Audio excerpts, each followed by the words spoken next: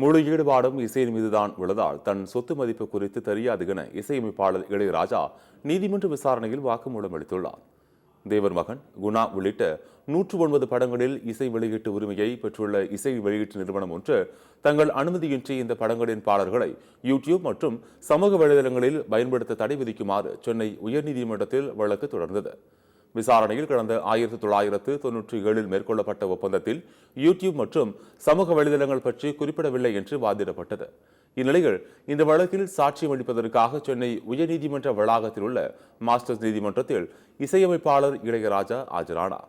சுமார் 1 மணி நேரத்திற்கும் மேலாக இளையராஜாவிடம் நடத்தப்பட்ட குறுக்கு விசாரணைகள் பேர், புகழ் மற்றும் செல்வம் என அனைத்தும் சினிமா மூலம் கிடைத்தது உண்மையா என்ற நீதிபதி எழுப்பிய கேள்விக்கு அனைத்தும் சினிமா மூலம்தான் கிடைத்தது என பதிலளித்த இளையராஜா முழு ஈடுபாடும் இசையின் மீது உள்ளதால் தன் சொத்து மதிப்பு குறித்து தெரியாது என வாக்குமூலம் அளித்துள்ளார்.